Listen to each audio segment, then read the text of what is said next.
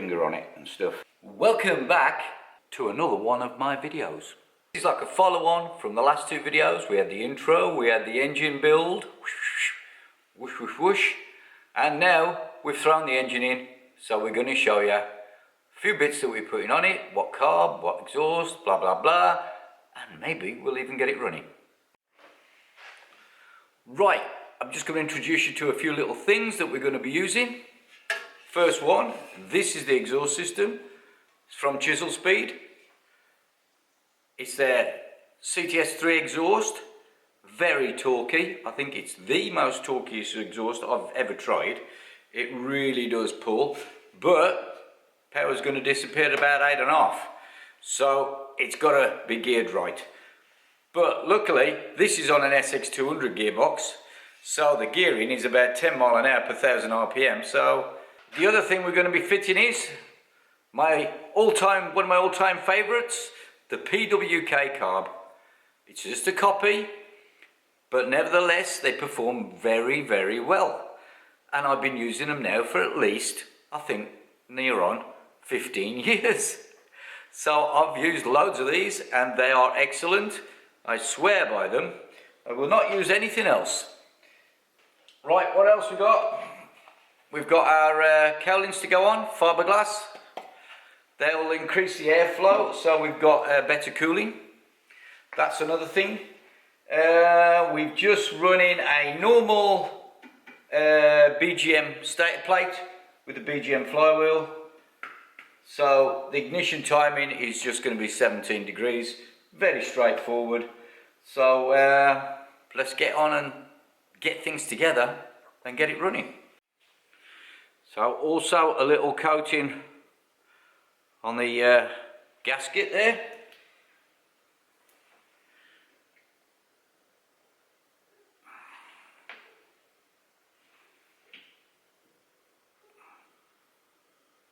So that's our high temp on there.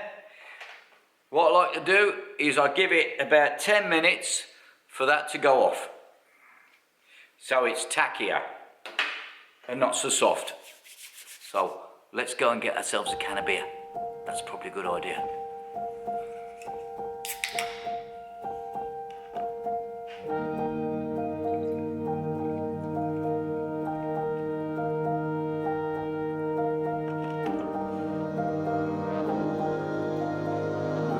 Well, my little Monza build's been quite interesting. Pretty well similar to fitting a TS1 really, and I've quite enjoyed it. Indeedy. Didn't do any tuning or porting on it. We've left it absolutely as it comes out of the box, and there's a reason for that, because we want to see how it performs out of the box without any tuning. We can always tune it later, but if we tune it now we won't know what it's like with it being untuned. So I've left it alone and it's going to go on pretty well standard, and we can see what the performance is like, and then we can always tune more later if we want to. So that will make it a bit more interesting.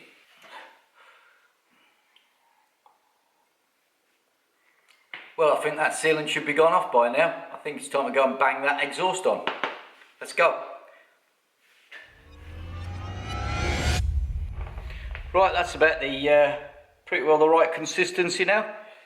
So we'll stick the gasket on first. That'll be nicely sealed. Then this stub manifold.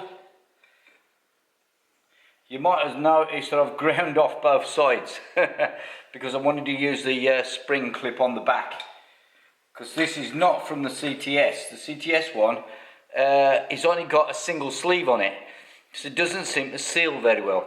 So we've changed it and we've used one off a JL on there, and it's the same bore and diameter.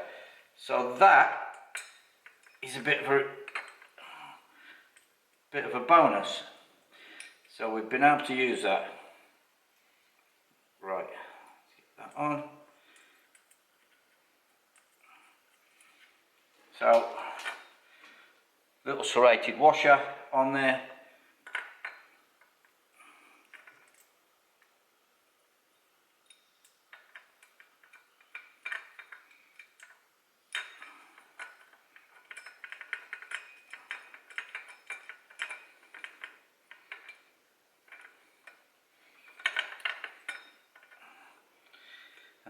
pain to put on, because the nuts only just clear the neck. There you go. And you can't get a ring spanner on, so it's an open end jobby.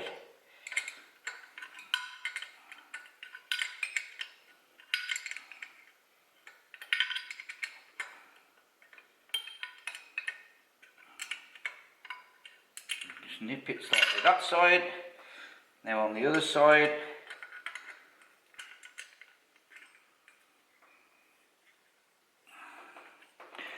Right, that's firmly secured.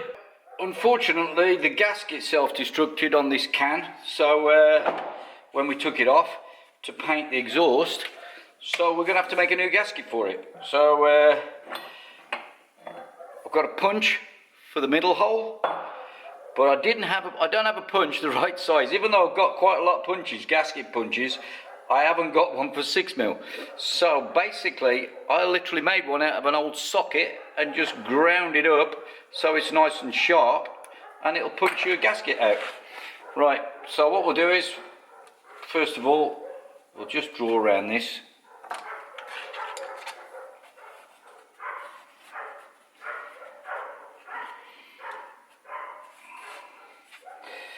To give us a clue.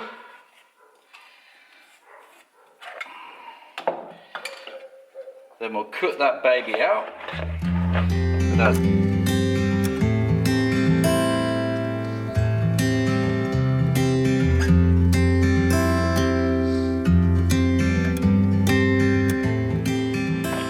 Right, you can probably see a square section that I've cut out there earlier. That's because I removed my rubber gasket from the build. I decided against it. Mainly because I thought it had a possibility of actually pushing out from between the manifold and the barrel. So I went for a normal gasket instead, but a higher quality one. Whereas Tino's was really thin. I think it was like 0.4 of a mil. The gasket paper that he supplied on his gasket, it's just way too thin, because that manifold with only three bolts is a little bit suspect. What he should have done was, when he cast them, he should have moved the 2 bolts further forward, therefore spreading the load more even. But he didn't. Don't know why, but he didn't. Anyway, what we're going to do is, we're going to find our holes in here with the back end of our screwdriver. We're just going to rub it around. Back end of your screwdriver, rub it hard around. It's a bit like doing a chalk rubbing on a church. Sure you did that. Took a few gravestone chalk rubbings when you were a nipper. I did. I think I went to a cathedral or something with my school. Anyway, hopefully that's given us some marks. And yes, it has. Perfectly. There's one. There's the other. And there is the other one. So there's our gasket punch. Right, I need some aluminium.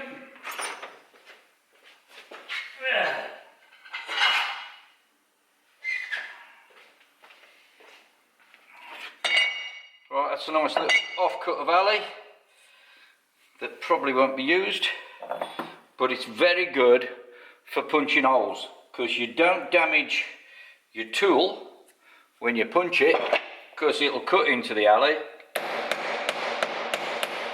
but it gives you a good cut, or should give you a good cut if I hit it hard enough.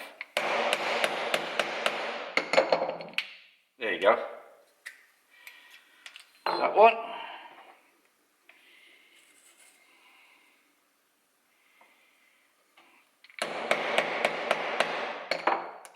That one.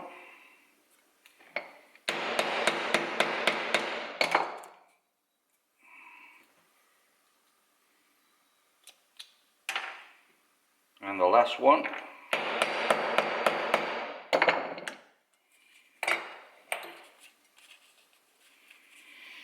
So there you go. It gives you quite a nice little punch there, even though it is just a socket. No, but I haven't just got every individual tool, I'm sorry. Sometimes you have to make do with other stuff. Right, we'll give this a clean up and then we'll fit the silencer on.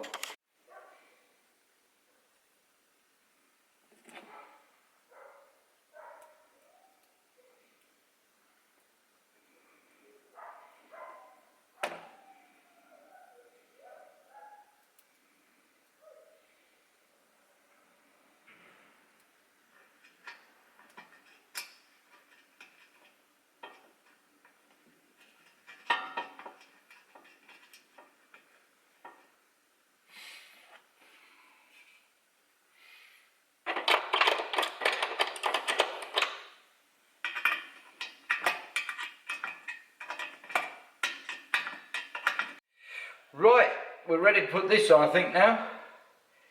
We'll just put some sealant around this as well. Helps it go on, stops it leaking. Win-win situation.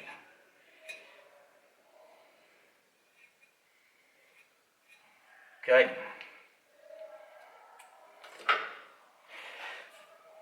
Let's see how it goes on and see how it fits.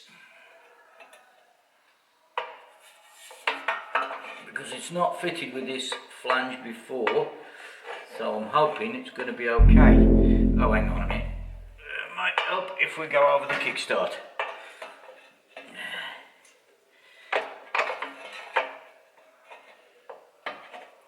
That's not looking too bad.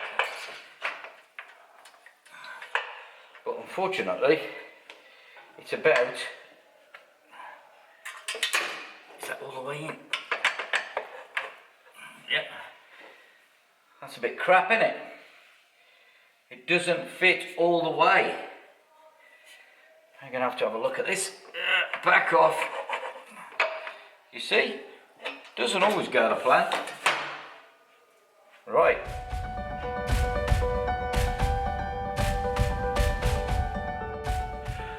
Well, you can see we're into the following day now, and we're getting pretty close. All the wiring's done, everything's set up, carburetor's on, throttle cable's in, oil's in the engine, so it's looking pretty good. All that's left is to stick some fuel line on to the carb. So we're just going to drop some of this on now. Give it a little warm up.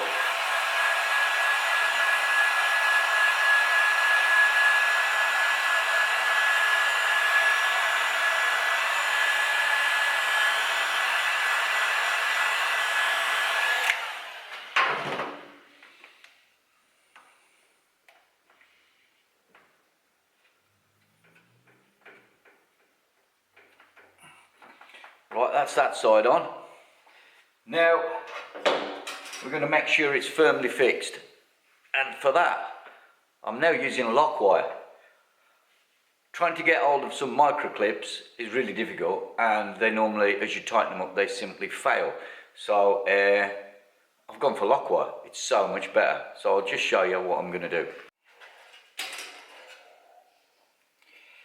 So I've got some very nice lock wire here that really does do the trick.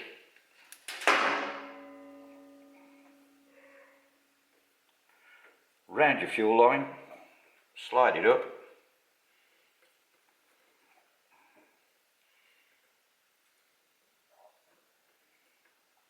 Get it about halfway,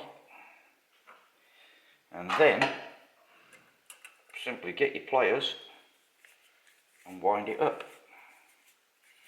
The beauty of this lock wire is it doesn't snap off when you wind it. It really is nice stuff, and it gets your fuel line way tighter than any Jubilee clip you can find. That is the business. Only problem is, when you want to take it off, you've got to cut the wire because you can't get it off. That is now permanently on there. Right, I thought I'd put some better light on it so you can see exactly what I've done. I'll just bend this tab over so now you don't catch your finger on it and stuff. but that's it. I mean, you can double up the lock wire if you want, but on this it's a pretty tight fit anyway.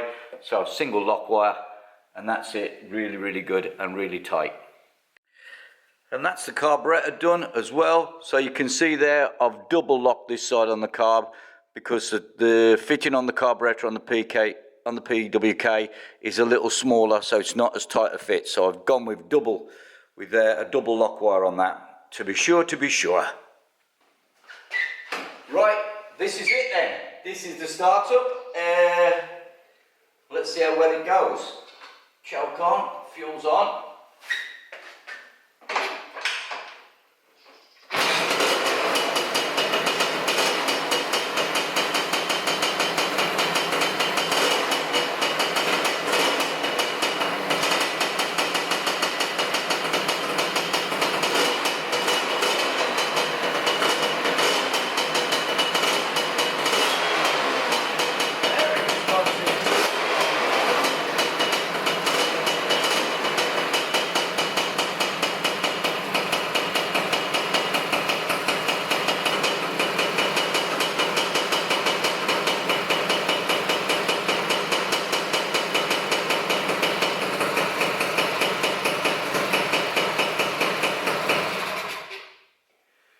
So the decompression helps it tick over with a light and flywheel, so you've got that nice, quick, crisp response with a light and flywheel, but the engine will still maintain a tick over and it responds smoother.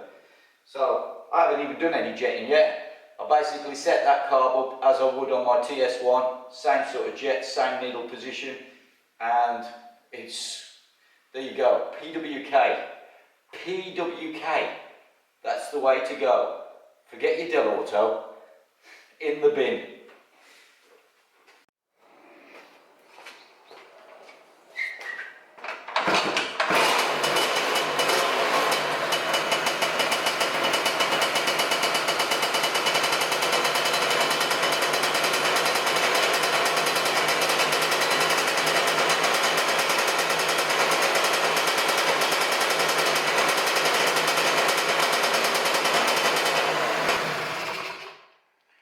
Right, it's around about 23, so I need to, or 22 maybe, so I need to back it off a bit. So I need to retard it a little bit back to 17 to make it safe. Probably why it picks up to crisp, but it's a little bit dangerous. So that's going to be backed off now.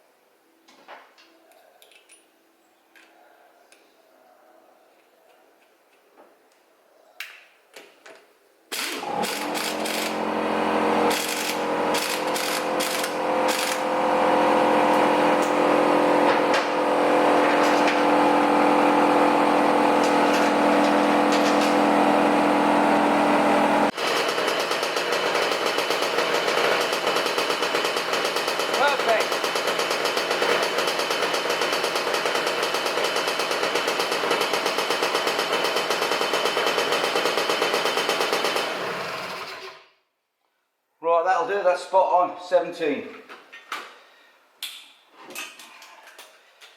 Now we can finish it off and put the flywheel cowling back on. And the floorboards. Well, that's the end of that little episode. Viva Tino Sachi!